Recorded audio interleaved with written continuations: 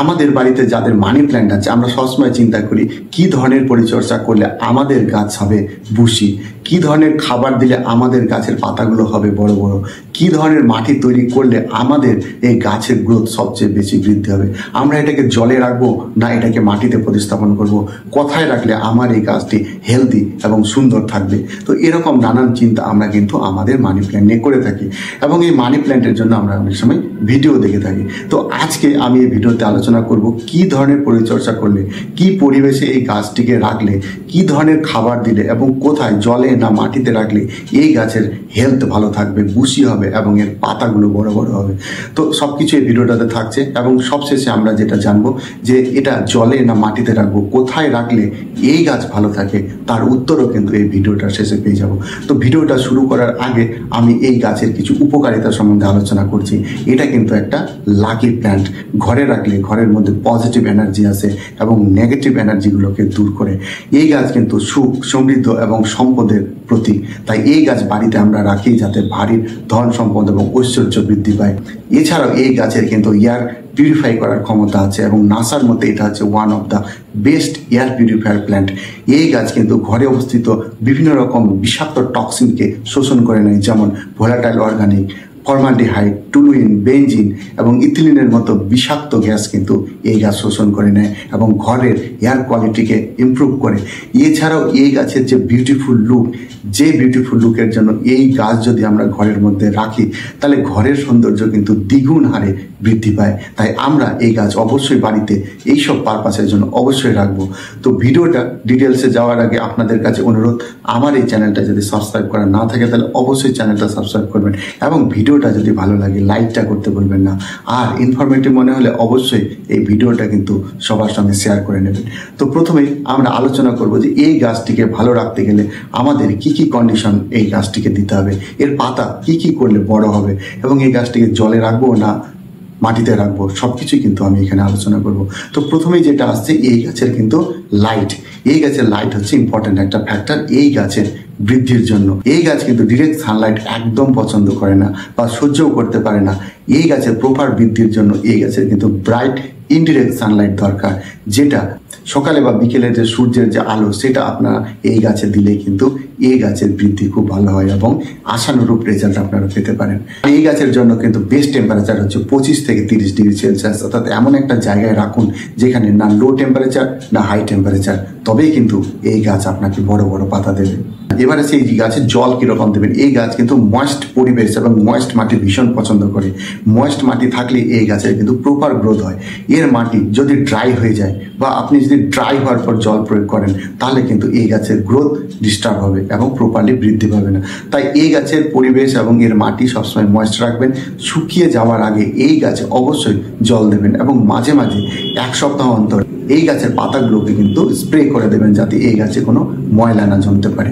তবে এই গাছে কিন্তু ওভার ওয়াটারিং করা একদম চলবে না, কারণ ওভার ওয়াটারিং হলে কিন্তু এর রুট পচতে পারে এবং গাছ কিন্তু মারাও যেতে পারে। এই গাছটিকে বুশি করতে যেটা আপনাদের করতে হবে, যেটা আপনারা অন্যান্য গাছে করে থাকেন যে প্রুন, এই গাছটিকে কিন্তু নিয়মিত প্রুন করতে হবে। তবেই কিন্তু এই গাছ থেকে প্রচুর নতুন নতুন শাখা প্রশাখা হবে এবং নতুন নতুন পাতা হবে।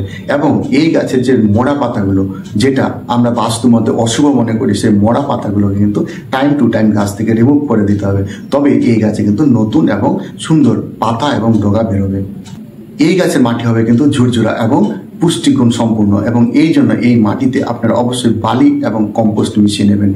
এই গাছের মাটিতে যাতে জল জমাতে না পারে তার জন্য ড্রেনেজ সিস্টেমটা আপনাদের ভালো করে নিতে হবে। আর এই গাছের ফাস্ট গ্রোয়িং এর জন্য আপনারা বড় টব অবশ্যই নেবেন যাতে এই গাছের নিউট্রিশনের ঘাটতি কখনো না হয়। মানি প্ল্যান্ট নিয়ে সবার আমাদের একটা এক্সপেকটেশন থাকে, আমাদের গাছের মানি প্ল্যান্টের বড় বড় পাতা আমরা কি করে পাবো, কি ধরনের পরিবেশ এই জন্য দরকার, কি ধরনের খাবার এই গাছটিকে দিতে হবে। তবে মানি প্ল্যান্টের বড় বড় পাতা পাওয়ার জন্য যেটা মেন দরকার সেটা হচ্ছে এই গাছের একটা পরিবেশ।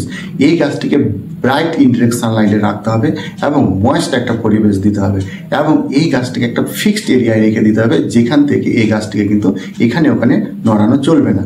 যে কারণে আমরা 3টা কন্ডিশন এই মানি প্ল্যান্টের বড় পাতার জন্য দিতে পারি। এক হচ্ছে এই গাছটির সঙ্গে একটা মস স্টিক জুড়ে দিতে পারি। এই মস স্টিক জুড়ে দিয়ে এই মস স্টিকে কিন্তু আমরা সপ্তাহে 2-3-4 বার স্প্রে করব জলের এবং নিয়মিত এই গাছে জল দেব। দ্বিতীয় যে কন্ডিশনটা আমরা করতে পারি, কোনো একটা বড় গাছের সঙ্গে এই মানি প্ল্যান্টকে আমরা অ্যাটাচ করে দিতে পারি, তাহলে কিন্তু এই গাছের পাতা 2-1 বছরের মধ্যেই কিন্তু দেখবেন বড় বড় হতে শুরু করেছে।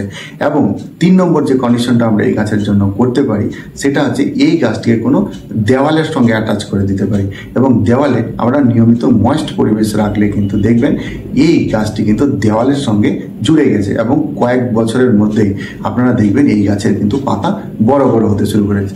তবে একটা কথা, প্রথম অবস্থাতেই কিন্তু আমরা মানি প্ল্যান্টের বড় বড় পাতা একদম পাবো না। এটার বড় বড় পাতা পেতে গেলে আমাদের 1 থেকে 2 বছর অবশ্যই এটাকে একটা নির্দিষ্ট জায়গায় রেখে এটাকে প্রপার কেয়ার এবং প্রপার পরিবেশ দিলে তবেই কিন্তু আমরা মানি প্ল্যান্টের বড় বড় পাতা দেখব, যা আমাদের স্বপ্নের মানি প্ল্যান্টকে আমরা আমাদের চোখের সামনে দেখতে পাবো। এবার আছে এই মানি প্ল্যান্টকে আমরা মাটিতে রাখবো না জলে রাখবো, কোন কন্ডিশনে রাখলে মানি প্ল্যান্টের গ্রোথ ভালো হয়। তবে এটার ক্ষেত্রে কিন্তু দুটোর ক্ষেত্রে কিছু নেগেটিভ এবং পজিটিভ অবশ্যই দিক আছে। যদি আমরা কোনো মানি প্ল্যান্ট জলে রাখি তাহলে এটাতে কিন্তু কেয়ার একদম লাগে না। আমরা এটাকে রেখে দিলে 1 সপ্তাহ অন্তর শুধু যদি জলটা চেঞ্জ করি তাহলে কিন্তু এই গাছটা ভালো থাকে এবং এই গাছটার কিন্তু লুক বিউটিফুল হয়। এখানে এর অসুবিধা হচ্ছে যে এই গাছটা কিন্তু এই জলে রাখলে এর যে মাটিতে যা এর গ্রোথ রেট, সেটা কিন্তু গ্রোথ রেটটা অনেকটাই কমে যায় এবং এখানে কিন্তু গাছটা ততটা সুন্দর হয় না যতটা আমরা মাটিতে রাখি। এবং আমরা মানি প্ল্যান্ট মাটিতে রাখি তাহলে কিন্তু মাটিতে রাখলে এর কিন্তু প্রপার কেয়ারিং দরকার, তা না হলে কিন্তু এই গাছের প্রপার রেজাল্ট আমরা পাবো না। মাটিতে রাখলে গাছের কিন্তু গ্রোথ ভালো হয় এবং এর পাতাও খুব সুন্দর হয় এবং অনেকটা গাছটা বুশি হয় এবং এটাকে কিন্তু দেখতেও ভালো লাগে, যেটা আমরা জলে রাখলে পাই না। তবে যারা একদম নতুন বাগানি বা নতুন মানি প্ল্যান্ট দিয়ে তাদের বাগান শুরু করছেন তারা কিন্তু অবশ্যই জলে রাখবেন। তারপর জল থেকে যখন শিকড় হয়ে যাবে তখন এই গাছটিকে আপনারা মাটিতে অবশ্যই প্রতিস্থাপন করলে আপনাদের গাছ মরার চান্স একদম থাকবে না। তো বন্ধুরা, আপনারা মোটামুটি বুঝে গেলেন যে মানি প্ল্যান্টের প্রকৃত ট্রিটমেন্ট বা প্রকৃত কেয়ারিং টিপস কি, যেটা করলে আমরা মানি প্ল্যান্ট থেকে ভালো গ্রোথ এবং ভালো রেজাল্ট পাবো এবং বড় বড় পাতা তৈরি করতে পারবো। তো বন্ধুরা, আশা করি ভিডিওটা আপনাদের ভালো লেগেছে, আর ভিডিওটা শেষ পর্যন্ত দেখার জন্য আপনাদেরকে অসংখ্য ধন্যবাদ।